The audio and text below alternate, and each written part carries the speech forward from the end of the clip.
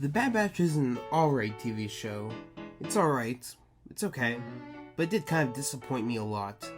The first season, anyways.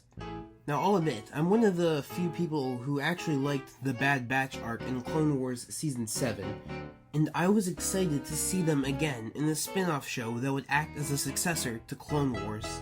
And as the show went on, I liked each episode on release, and I didn't really think about them that much. But looking back now, the cracks are showing. Now there's a second season coming out right now, and it looks like it's gonna be better. And I hope it is. I want this series to be a good continuation of Clone Wars, not for it to fall back on it. The stars are aligned for it to be that. It's about characters whose fate we don't know yet, with really intriguing characters, and it's interesting to see how they're gonna survive this show.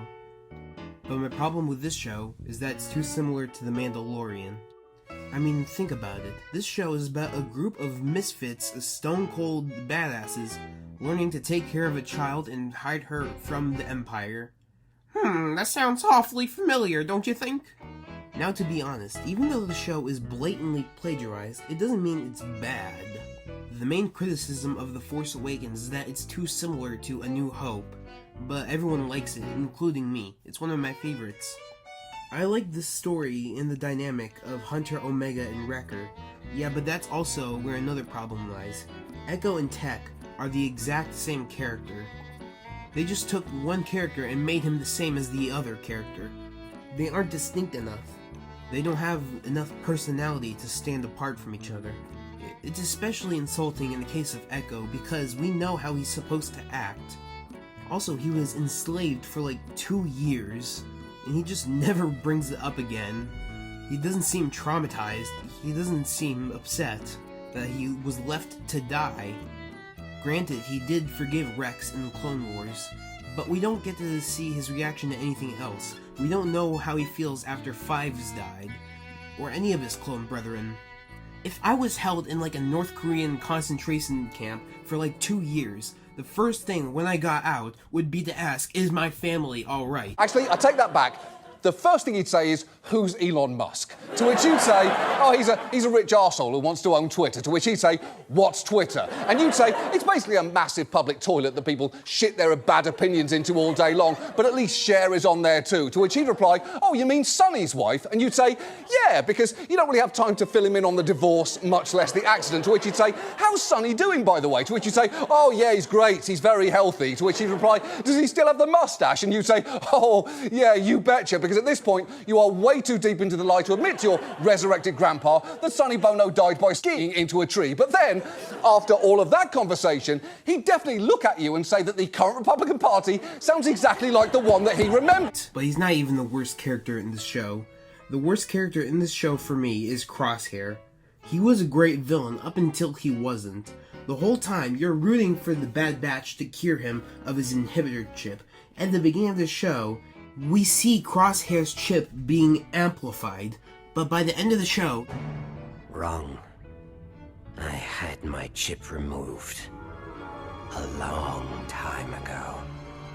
Come on, man. I think this could have worked if in the beginning you showed us that the amplification of the chip failed and they had to remove it to save his life. But it turns out that he truly believes in the Empire. That would have been so much cooler, instead of randomly like, I actually removed it. It's just like a bad storytelling technique, in my opinion. Also, I know I sound like a fucking record at this point, but I don't care. Star Wars has to cool it with the cameos and fan service. We have at least 6 cameos in this show. There's definitely more than that. And 2 whole episodes are dedicated to just one of them, and they didn't even contribute to their overall story in Star Wars Rebels. They're just there. I mean, if we look at the cameos that are there in the show, technically only like 3 of them matter. Cad Bane and Fennec Shan's cameos, they progress the plot concerning Omega's bounty. Rex, he was a character from Clone Wars, so I would kind of expect him to be in here, but he also like progresses the plot by giving like the Bad Batch more things to do, and also progresses the plot in terms of the inhibitor chips. And there's one more. Kanan, it does kind of retcon his book, but I do think it's like a nice jumping off point for the Bad Batch. Plus, they can always repurpose his comic, like, fit the canon. So yeah, his cameo isn't really done bad. Batch. But most of the other cameos are just straight up pointless. Like, I don't need to see how Jabba the Hutt got his Rancor. It's just superfluous to the overall Star Wars narrative. I do kind of have faith in the future of this show. The Season 2 premiere right now is alright, I guess. So, this show sucks. 7 out of 10, I love it.